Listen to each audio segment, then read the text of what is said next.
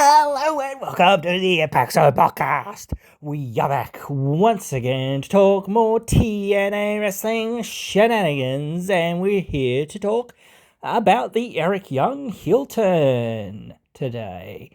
Alright, so I don't know if saying it was a surprise that much was was really there to say that it was a surprise.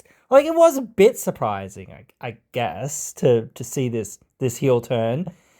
But because, like, yeah, I certainly felt like, well, this is going to be the Walking Weapon's last match, you know, like, he's going to put over the North, the Northern Armory, or Sinner and Saint, whatever you want to call them as a tag team. Him and Eric Young kind of hold each other's hands up high post-match or whatever else it is, and show of respect, and he wanders off, but then maybe Steve Macklin comes out and actually offers him a handshake or something before he finally, wanders sort of out or whatever. Maybe holding hands, holding arms up, etc., that sort of thing. Yeah. But, that's not what happened. And in a way, I actually kind of understand perhaps why they did it. And it is perhaps because, Josh is leaving. Currently, I was talking about how I felt like maybe Macklin needs to turn heel before. And I was like, because it's like, well, what's he going to do for a few weeks, a few months, whatever it is, while he's waiting to get his title opportunity, because he's not realistically going to get a really good opportunity at that title until Joe Hendry has already basically relinquished that title. So I don't really see, unless he's turning heel, that's where I could see that he could get an opportunity at it. So that's why I was thinking, right, he should turn heel. But if you're turning Eric heel, okay, well, this starts to make some amount of sense, because now you can give Macklin something to do for a few months or whatever it is. Yes, maybe it's not gonna 100% get to the point where it's like, oh, well, now he can challenge for the title or whatever else it is. But in some ways as well, you're not just doing that for Macklin. You're doing that in a sense for EY, but again, it's also for the rest of the locker room. In a sense, it's like one of those things right now. I was thinking, maybe Anthem and whatnot, they don't want to spend too much more money on bringing in too many bigger talents, perhaps like big money contracts. And it did seem like that was something that they didn't want to do. They were perhaps more happy with bringing in a whole bunch of smaller contract people or whatever else it was, because they were just saying, hey, we're going to offer people less and whatnot, just because we don't feel like, some of these people are perhaps worth this amount or that amount or whatever else it is. But I actually think that they're somewhat wrong, but perhaps some of these, and I don't want to get into the argument of who deserves what, because I do think that people do deserve a fair amount of pay. I think when, and that's what keeps people on board. That's what keeps, Josh Alexander there for as long as what he did be kept there. If you're not willing to throw out the money and say, hey, no, we're really, really going to try to give you a really good deal, well, he could have walked away 2 years ago or whatever it was, and perhaps he wouldn't have done. But again, it's well, if that contract isn't significant enough for him to go, yeah, I'm going to sign that because it's a pretty good deal. And right now, maybe I might have some offers or whatever else it is. But, this is a really good offer, and I'm in a really good position right now with what we were doing, and might as well finish the story, so to speak, in this sense, this is where we were going, and this is what we were doing, and this sort of thing, and I've got, and it's one of those things that, in a sense, in the wrestling business, can you trust anyone on their word or whatever else it is? I don't know whether it was written into his contract to say, hey, this is, we're definitely going to keep you in that picture or in that hunt, and we're definitely going to do some big stuff with you. We're not just going to forget about you or whatever else it is. I'm not sure that would have been in a contract, to say the least, but it's sort of like, well, clearly we have, and perhaps, again, I'm not going to get into this argument of favoritism or whatever else and all this other stuff. I don't want to get into that. I want to say, like, again, that is what keeps somebody on, not just under contract, but like considering staying with the company. So whether it was the right decision, wrong decision, or not the right or wrong decision, I don't think comes into it really, but whether it was not based on greed or just based on, not greed, but like it was just based on that,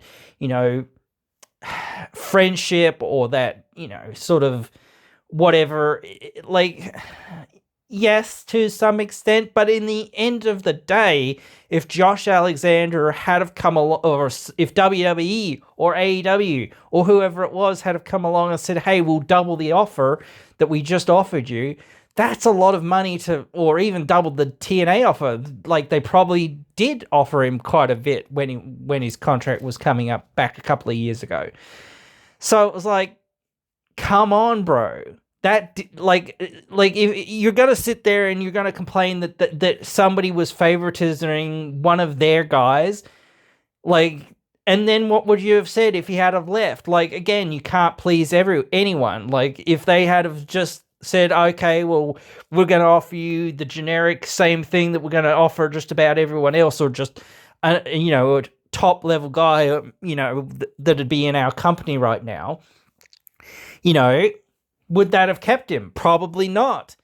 Going that extra mile, going that extra step, or whatever it is, to say, no, we really need to keep this guy. We need to keep this guy for a couple more years, and to say, hey, this is a long contract, for 2 years or whatever it was. I don't know now details. But yeah, putting that extra money in there and saying it's for a longer term and whatnot and all of this sort of stuff is saying, hey, we're, really interested and invested in keeping you here and, making you, the face of the company and whatnot and all of that.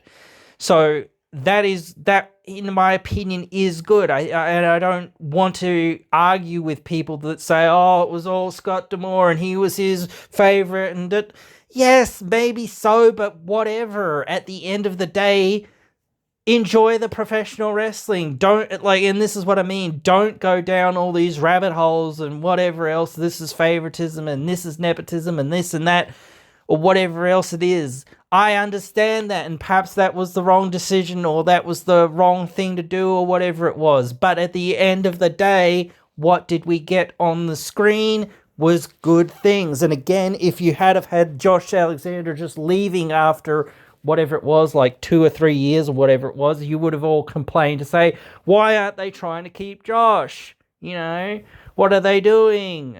Etc. All of this. So I think them going out of their way to keep him as much as they could was a good thing, because it benefited the company, and he was the face of the company at the time, and perhaps the company wasn't doing the best numbers at the time, but it was still a thing that they were doing to try to not right the ship, but still kind of trying to right the ship, or still trying to make that stamp on what they were doing, and trying to, make sure what they were going to do was, going to keep progressing and going to keep continuing and going. People were going to tune in and whatnot.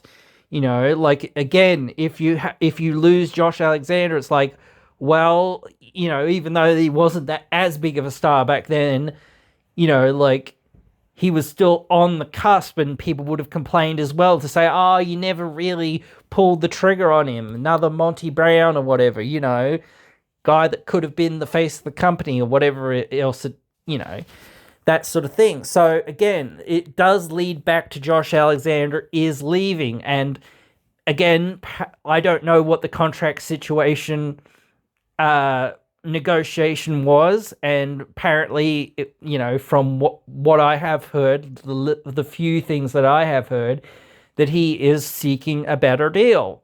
And fair enough in some ways, but again, they are also perhaps on the, well, Anthem is, I guess at this point, on the cusp of saying, well, we don't really think that you're all that. And I disagree with that to some extent, honestly, in some regards, in some ways, to say that he couldn't be a valuable asset. I do think that they probably offered him a certainly lot lower deal, but again, like the question becomes, do they need him there? And the answer is not 100% no. They could definitely use him, but they could do without him, I think. And it is that problem. I think the roster would be better with him 100%. But hey, if they can't come to terms on a deal, and even if it's a little bit less or whatever it is, it's like, well, or it's a few less dates or whatever it is, it's like, well, at the end of the day, that's what you've got to reconcile. You've got to reconcile that this is what, these guys couldn't agree on the numbers or whatever it is. And whether you want to say that Anthem's being, a tightwad in some ways of holding back the money, but then again, it's like, well, if you're holding back the money on somebody like this, it's like, well, who else can we bring in? We can bring in a whole bunch of other people, or we can, try to put that money somewhere else in the budget or something, and we already have a whole bunch of other wrestlers that are here that are like, yeah, maybe we could do something with them, or maybe we could do something here, or whatever else it is. And it is like, well, a shit ton of people have been injured recently. So it is a bit of a difficult situation right now. And that's what we've been seeing with some of these other things. It's like when we're seeing Jake something or whoever else is challenging Joe Hendry that's, basically almost never won a match. It's like, dude, like no one's going to believe in that, like as a match, but for just a TV episode, okay, I guess it's fine or whatever it is. But again, like it doesn't really seem like there's a really big plan for what's going on with Sacrifice, for at least for the title, for the TNA title. But for the women's title, it seems obvious what's kind of happening. But it's kind of weird because like they had Savannah Evans win the Battle Royal, and that was just. I don't understand that. It is so weird because I was talking before about how they basically jobbed her out to Li Ling Lee, and she wasn't even on the show this week, which again is like, the fuck is going on there with that? Like, it's like, oh, we have Li Ling Lee signed. She's made 2 appearances. Like, dude, what the fuck? She's been there for like 6 months or even more, and she's made like 2 appearances. Like, the heck is going on? Like, I don't know. I really don't know. I know she might be doing other dates and whatnot, but it starts becoming like, dude, what the heck is going on here? Because if you're not turning up to, well, even the live episodes or even the tapings or whatever else it is, like, well, at a certain point, we've got to say, hey, come on. We can't, like, if you're not here, we can't do anything with you. Like, we can only do so much, and we can only do stuff if you're actually here and you're actually going to appear. And, like, if we've got you under contract, then it's like, well, at a certain point, if you're not showing up and do it, like, and maybe she has, like, communicated that to them, and they've said, all right, you can go and do this, and you can go and do that, or we don't really need you for this, or whatever else it is they've said. I don't know, but it doesn't make any sense to me. Like, that she's not there and they're not doing stuff with her or whatever it is. It's, like, really silly. Like, and, like, we saw this recently as well, like, on the recent episode with Tasha Steelz and Mustafa Ali. It seems like an interesting, like, faction maybe forming with the Good Hands and something like that. But yeah, like they're moving all these things into different positions, and that's what's happening with EY. they're moving him into a different position. They know we need more big time heels, like main event level heels. We need people for Joe Hendry to go through. We need people for Santana to go through. We need people for Macklin to go through. We need just these people that are at that kind of level that feel like they can be a legitimate threat to the title. And it helps the Northern Armory or Sinner and Saint or whatever you want to call them, because they're still there. And it's crazy that they haven't wrestled for freaking so long. It's like ridiculous. But it's like they're still there and they can still, obviously turn up and do their thing and do whatever they're doing there. And at some point, I want to see them wrestle like some actual matches on TV. But it's like, well, who are they going to actually wrestle? Because it's like there's not that many babyface teams. So it's like, it's always one of these little problems. It's like, wow, it's like when you try to think, besides the Hardys, like who is there for them to wrestle? Maybe the Rascals, that's about it. Like, like ABC aren't there. Maybe you could sort of talk about somebody else, like the Nemesis or whatever, but it's like, yeah, one of them's a heel and one of them's a face, and things are happening between them and whatnot. But still, it's like, again, you've got to look at the big picture, not just saying this is, in isolation of itself. It is its own isolated story, and it is its own isolated incident, or whatever else it is. But this whole angle, this whole thing has to do with the bigger picture, the main events and whatnot that they have. The upcoming matches that they have, the upcoming shows that they have. They know that they have Eric Young. They know that he's going to stay with TNA probably for another year at least, or whatever else it is. I don't know what his contract situation is. I know that he signed a contract or whatever it was. So he's probably there at least until Slammiversary this upcoming year, I think it is, at least. So that's a fair while from now. Maybe that's not the the best, but still, like, it will still serve the purpose in some ways. It will still serve that purpose of, getting to the point of saying, okay, well, this is what's next, this is what's next, and this is what's next. Like, we've got to have that new era. Like, and I was thinking about this with Jazz. It's kind of like, and it's crazy. Like, because she was wrestling now, when Jordan Grace was in a tag team with Rachel Ellering,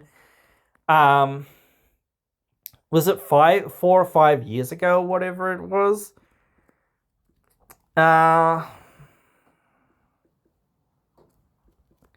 just going to look it up because I cannot remember. I am very forgetful about these things because it was so freaking long ago. And let's see. So it was in 2021. Wow. Okay. Because that's when she retired. Trying to find the right thing here.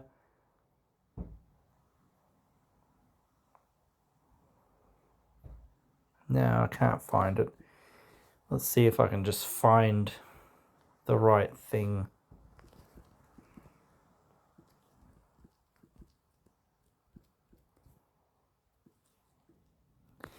No. Oh. I don't know why it did that. I don't know why my thing is being stupid here. It's just being stupid. So, right, here we go. Let's see if I can find the details. Let's see.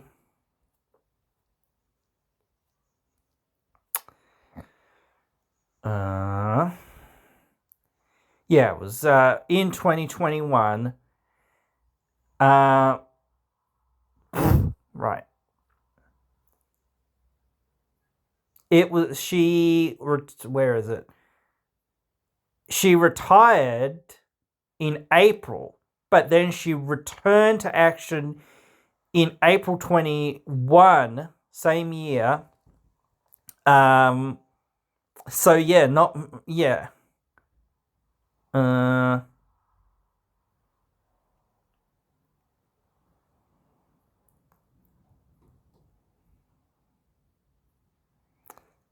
and then she was there and yeah.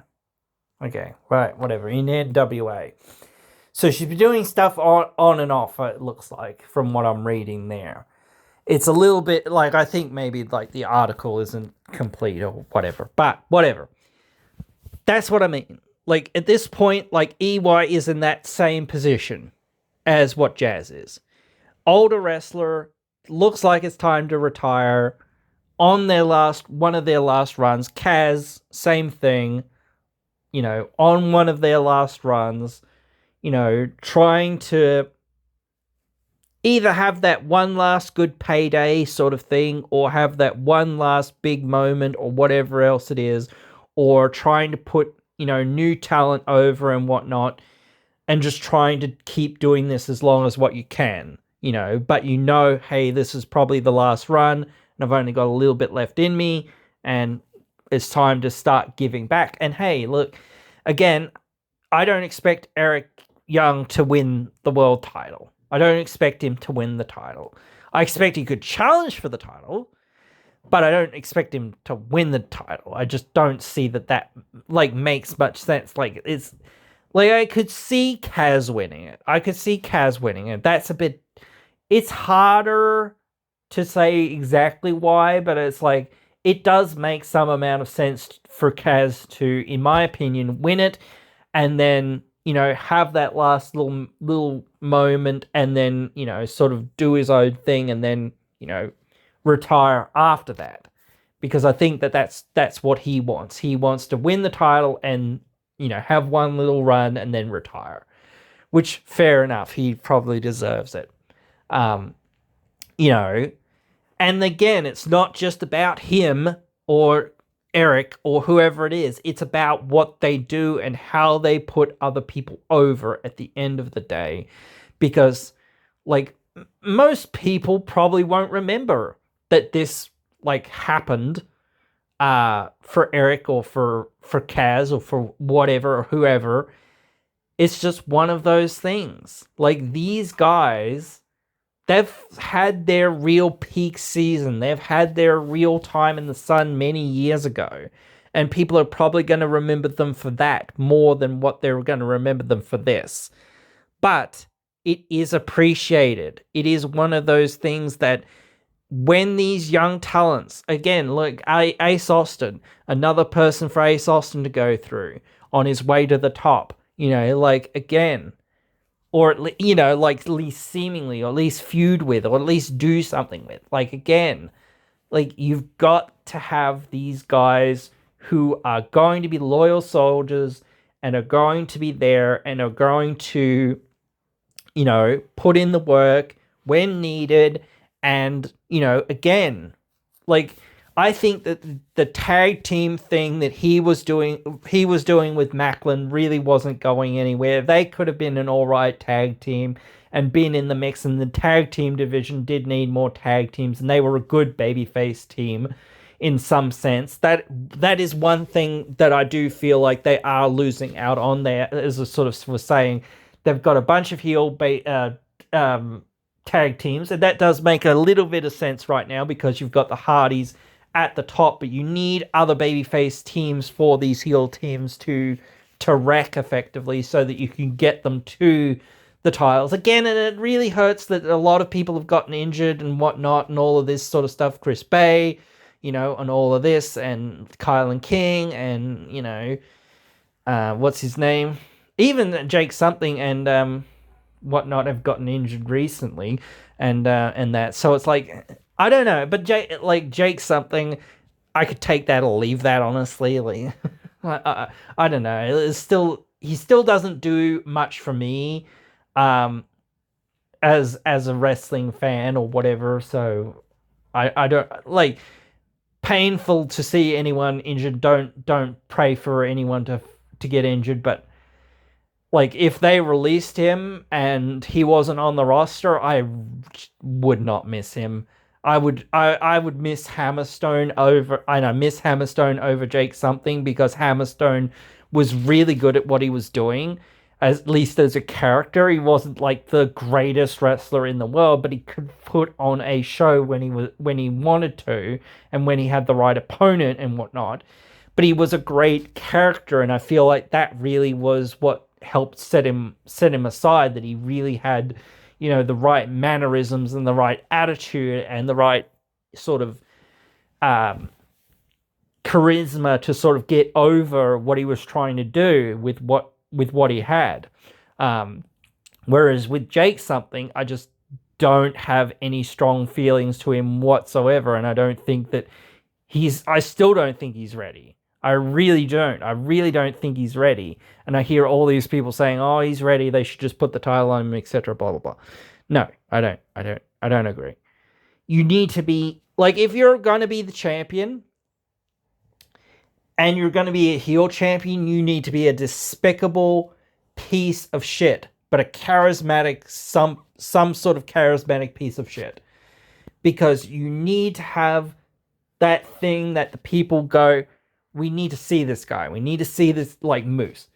We need to see this guy get beat. Josh Alexander, he had that thing that made him like stand out, but you had to almost hear what he had to say, sort of thing, and go, oh, this is really interesting. It's really weird that they have a new Northern Armory.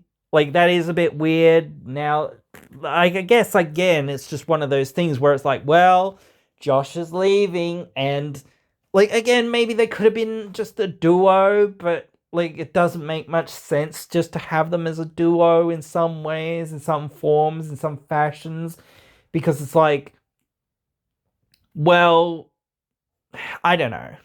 Then it's not really the faction, the Northern Armory, anymore, which is what it kind of was. Then they're just Sinner and Saint again.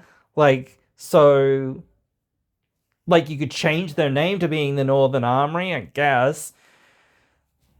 Now they're just no longer a faction, but I don't know. Like, I don't know. Like, I kept saying they should just be Team Canada, but whatever. I don't know. They were even like almost saying it in the promo this week about like, this is the team, we are the Canadian team, and blah blah blah, and we are Canadians and we rule the roost, and I'm like, yeah, okay, but your name's the Northern Armory. What? What's going on? Like, instead of saying, like, we're the Canadian team, saying we are the Armory of the North, like the North. It's like all this, it's like a bit more clunky. Like, come on, just say your Team Canada or whatever. Like, but that is almost a heel move in some ways, of saying, we're not Team Canada, that thing everyone wants brought back, like, type thing. Funny that he mentioned, Bobby Roode, who was in Team Canada, and that was Gail Kim in Team Canada. I think she was like with America's Most Wanted, and she was kind of in a faction with Team Canada and America's Most Wanted at one time. But I don't think she was ever part of Team Canada. Maybe I'm wrong. I don't really remember. But yeah, like, whatever. So I'm still trying to think about, like, it is tough, because it's like, again, the digital media title's in a really weird position. Like, so I'm not thinking that for Eric, but I'm just thinking, like, maybe that should just be kind of forgotten about. I don't know. It's really tough, but it's like Steph's doing some really good work with it. I mean, like, we just saw this week that the Knockouts tag team titles basically do mean nothing again. And again, like, they've been completely forgotten about and whatever else again. And it's like, for frick's sake, like, again, like when we were looking at that division for that 10-women battle royal, wasn't too bad, actually. I mean, like, Jazz is a fill-in from, going on and whatever else she's doing. She like maybe she'll be back, maybe she won't be back, maybe she'd have a couple of matches, who knows? I don't know. Do I care? I don't know. I guess I do a little bit. But it's like like we were saying, she's already technically kind of retired and then sort of come out of retirement. It's like, well, why did you retire then? Why did we go through this whole thing of you retiring? Like, if it was like 1 or 2 matches, okay, sure, whatever, or one big match or whatever it is, like, or somebody, jumps you from behind, like Tasha Steelz or whatever it is, and then, like, you're like, hey, you can't do that to me, bitch, or whatever, like, sort of thing. And then build to something from that. It's like, okay, that's, this is an angle for a return match, just a one-off sort of thing, This is a big thing between this person and that person. Maybe that's something. I could see that. That would be kind of cool. But that's what I mean. Like, you start looking, like we were saying, like, what the heck is happening at Sacrifice? No freaking clue with the world title. Like, because it seems like there's no real plan. Maybe they've got something up their sleeve for this next live episode. But it's really weird because it's like you're gonna tape something or some stuff on the next night at Full Sail, and then it's like, well, then you're gonna have Sacrifice. I think it's, and actually no, it's like a couple of weeks after that, isn't it? It's like in March. So you start saying, well, what are you going to do with Eric Young? Who can Eric Young beat up to get some, like, besides Josh Alexander, because next week he's going to beat up Josh Alexander and whatever else. But, like, beyond that, because everyone knows Josh Alexander is leaving. So, yes, though, he gets some level of legitimacy from beating Josh Alexander. Well, everyone goes, well, that's because he's leaving or whatever else, blah, blah, blah. So, obvious that you're going to win against that person. And fair play to him for, I don't know whether his actual contract actually, was up properly or whatever it was, or was, up at the end of these tapings or whatever it was. But, like, if they said, hey, can we get you for, 3 more tapings or 2 more tapings or whatever it is, just so we can put this thing over and just so that we can give this, give Eric Young some momentum going forward, going down the track so that he can help some of these other young guys get over. I don't know whether that's the way the conversation went or whatever it was, but that is what has happened, effectively. That is, like, them saying, hey, we know we've got you for a couple more days. We want you for this, we want you for that, and, it'll help this person out who will help these other people out. And he's probably been like, yeah, fucking oath, I will. Like, in a sense, like, like, which is fair enough. And to me, like, especially within the light of what happened with PCO, that is a fucking true professional right fucking there. Even if he was still under contract, and they were like, oh, like, can you come for these dates? He could have just said no or whatever it is, like, I'm wandering away or whatever else it is. My contract's up already. No, or whatever it is. It's up on that day. So, but as, probably respect to Eric Young and the locker room at large, hey, this is what I'm going to do on the way out. And, not just the locker room, but, hey, the whole office. Well, not the whole office, but the whole office in a sense. The whole team that was there. The announcers, everything. Everyone, blah, blah, blah. The fans, so on and so forth. So, again, it was crazy this week. Like, I didn't know that Josh was going to turn back up. I thought, oh, he's done. Like, I was considering, oh, yeah, he's done. And when Eric Young was coming out and saying, oh, yeah, I've run him out of TNA forever, and then Steve Macklin came out and said his little bit. I thought, oh, okay, that's the end of the segment, or whatever else it is. They're going to move on to the next thing, the next match, or the next segment, or whatever it is. And then suddenly the Walking Weapons music hit as Macklin was leaving, and I was like, what the? He's still here? What's this? Like, like I did not expect him to be there. I was like, he's already gone. What the heck? And I was pleasantly surprised to think, oh, he's going to have another moment here. And it was a good moment because the crowd was pretty shocked as well that he was still there. And it was like, oh, okay, which was good.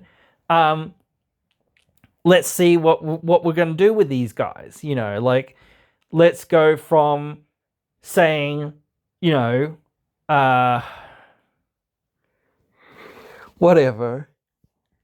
We're going to have this match, whatever it is.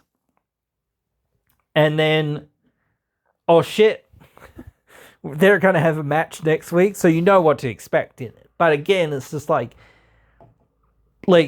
out of the blue, like you didn't expect Josh to be there, to be back. And now it's like, oh, well, it's a nice little thing, nice send off, I guess, somewhat, for people to tune in. And again, it helps get them along the road, kick the can down the street, so to speak, to the next thing. Because, like, the first thing that you're going to do, well, not the first thing that you're going to do with Eric is put him in that title picture. Is like, you've got to give him something to work with. And it seems like he's going to work with Macklin first.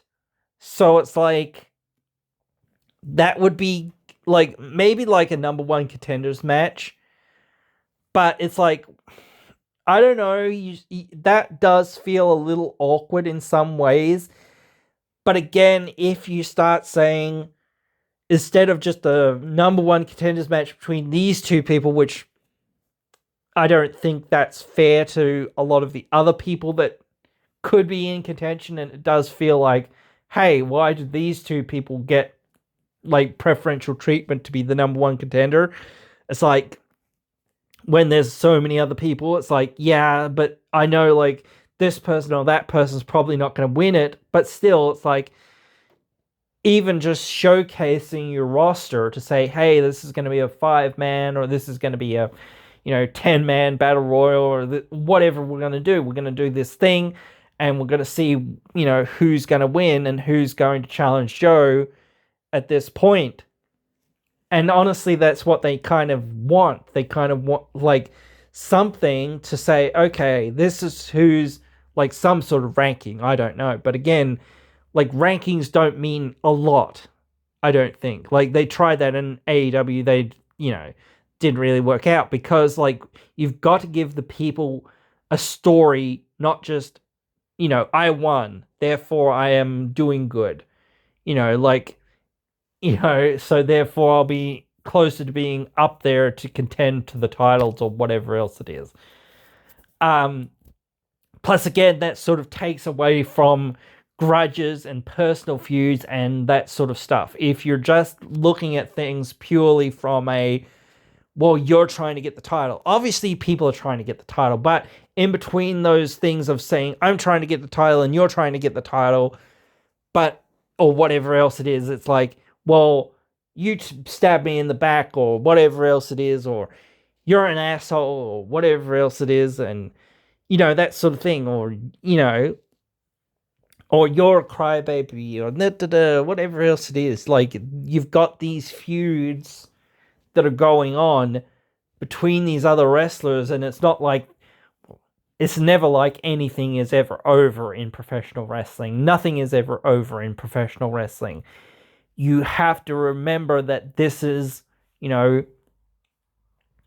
professional wrestling, and the fans have a long-term memory.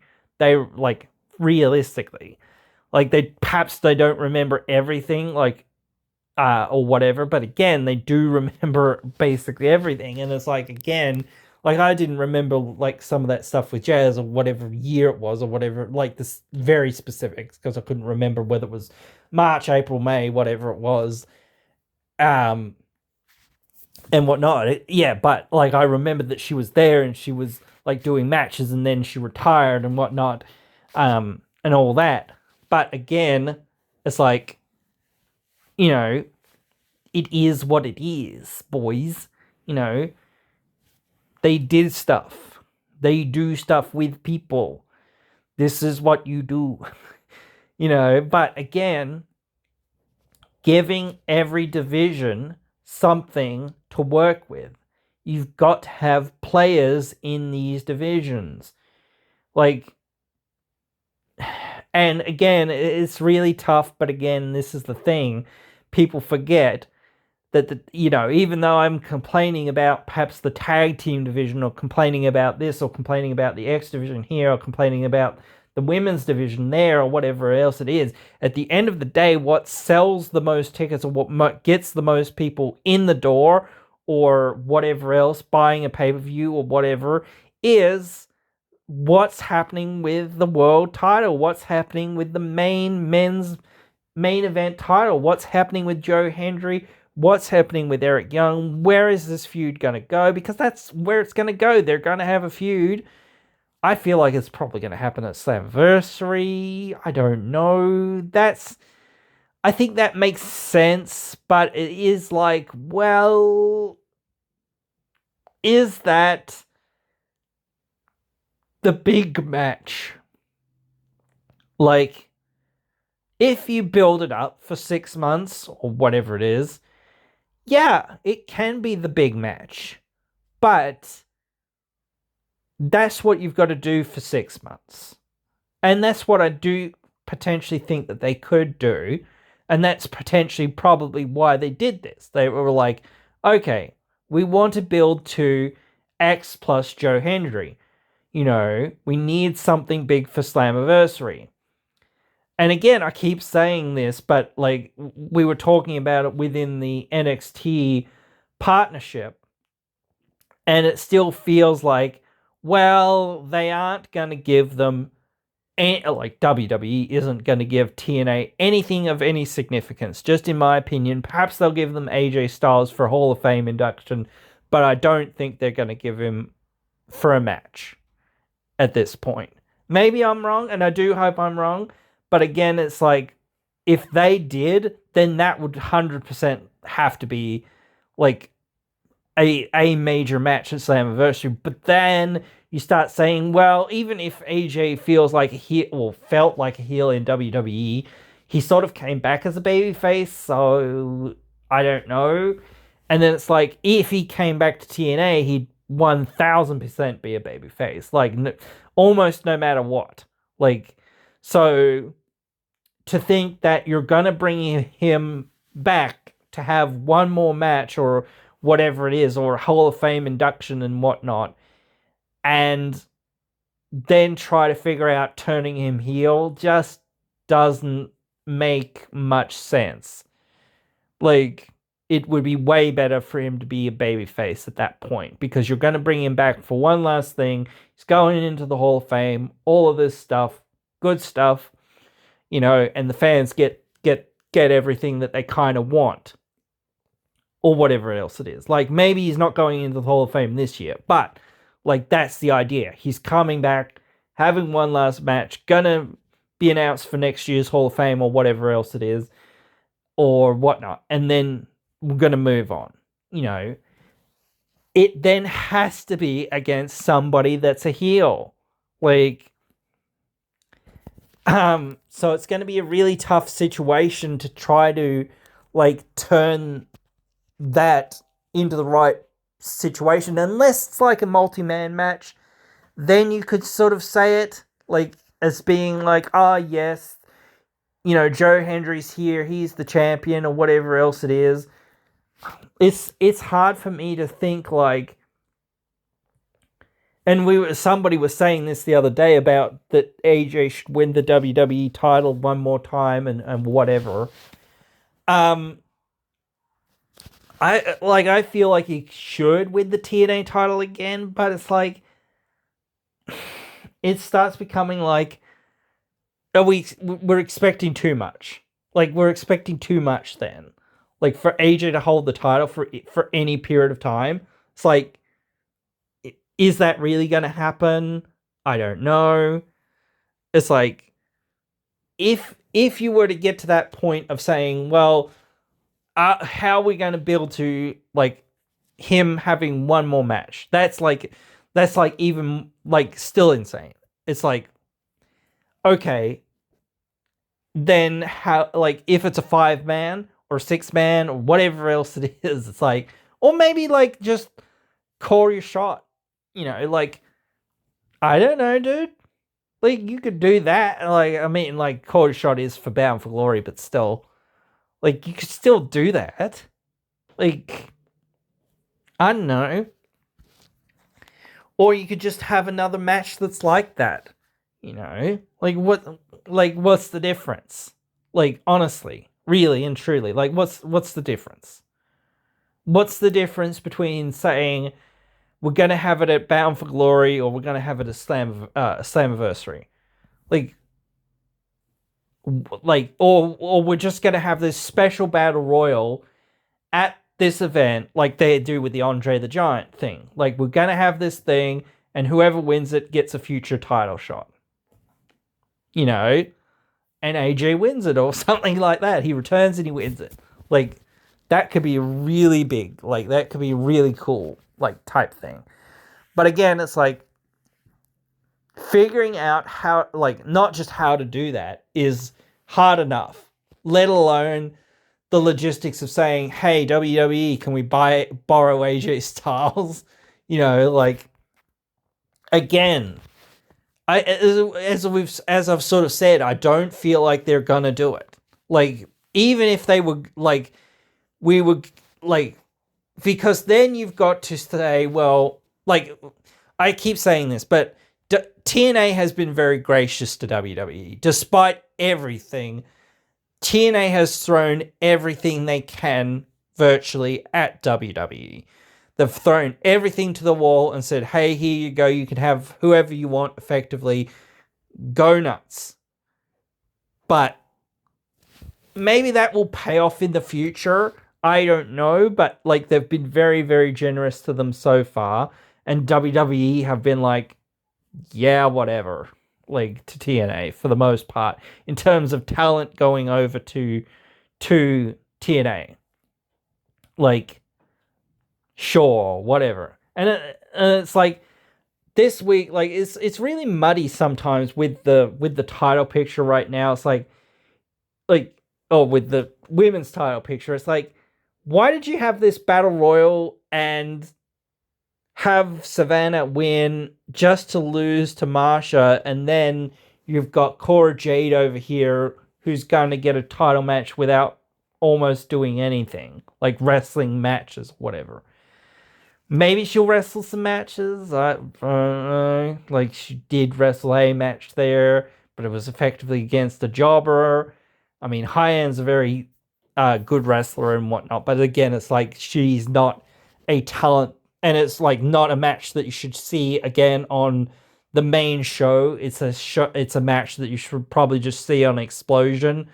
It's not much of a match because it's against effectively a jobber, somebody who didn't even get an entrance effectively on TV. So it's like, yeah, like, what?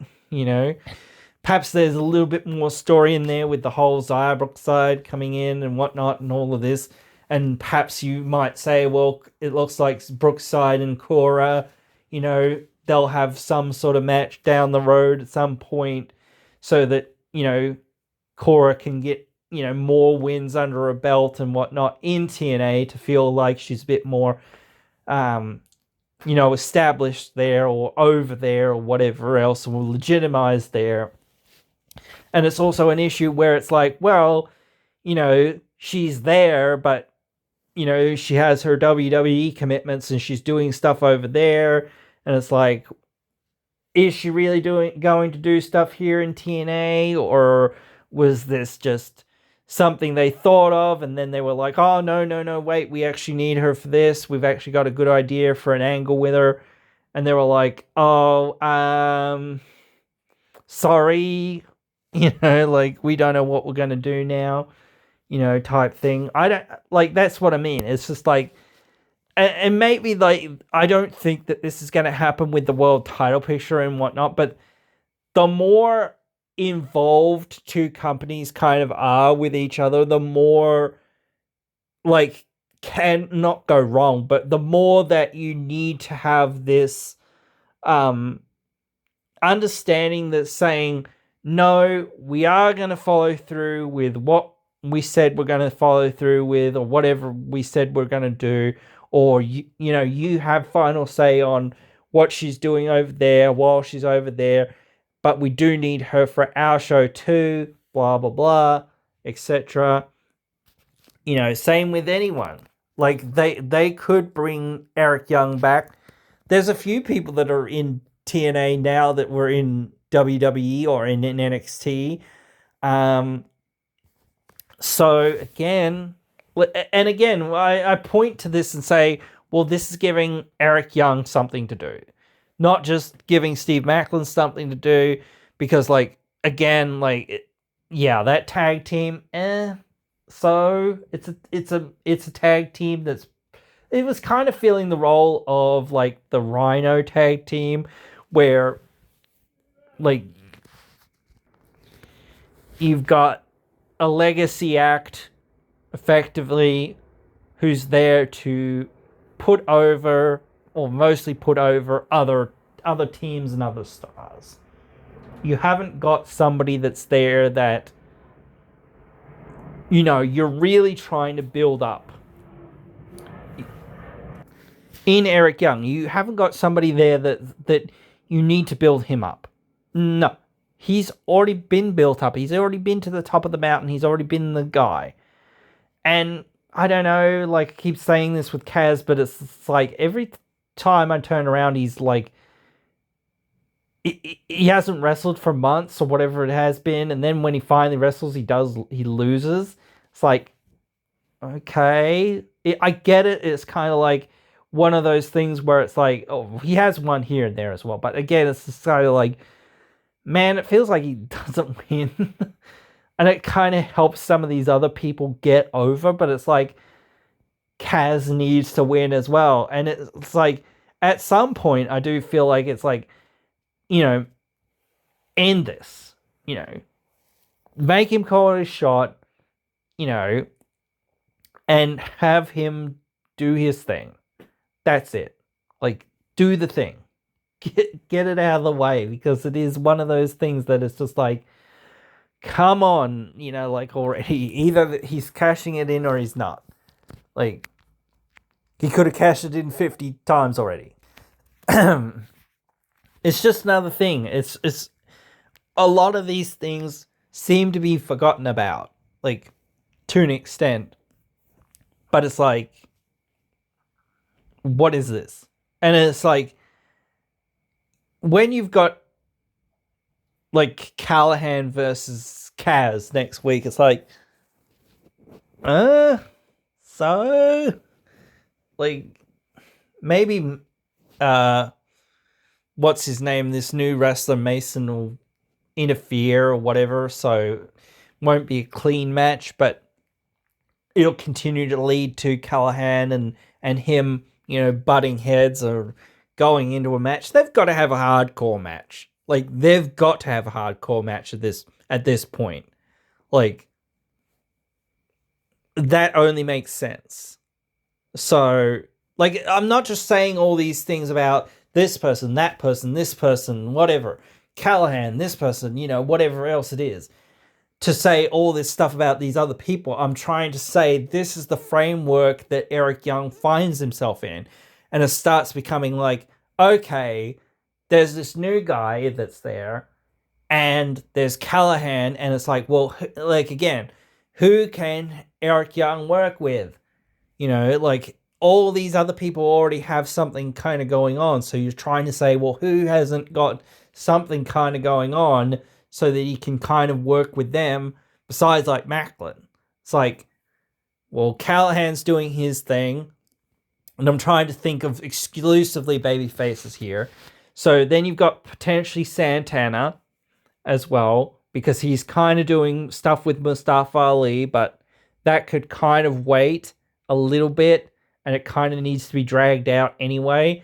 So, especially like I don't know, I kind of have that again, just feeling it's like, well, at a certain point you need to put Santana over somebody like Eric Young, but perhaps not over on somebody like Mustafa Ali, because it's like at least right now it's like Mustafa Ali or other people that are like that need to get to that next level and need to be recognized on that upper level of being, like the champion more, or at the main event more. So just trying to find a position for somebody to fit into that position as well, while you've got all these other things kind of going on, is like, yeah, I mean, you'll have more room for more things when Josh Alexander's out of the way, I guess, but it's still like, well, what are you gonna do type thing after that. It's not just the first thing, it's the second thing, the third thing, the fifth, so on and so forth. You always need more things for all these guys to be doing. And it will come along, and we will see that at some point, I'm sure, but, it is one of those things. We were seeing this the other day. The roster is pretty darn thin. They really need to bring in more people.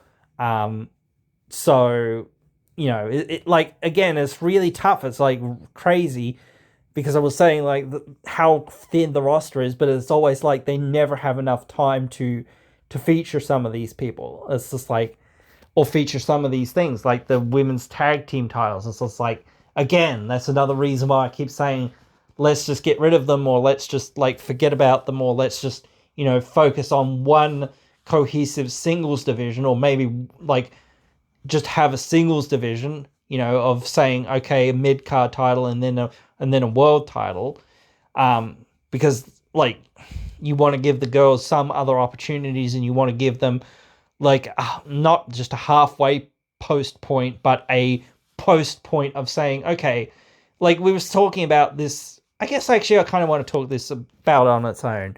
So I might talk more about a mid-card title for the women.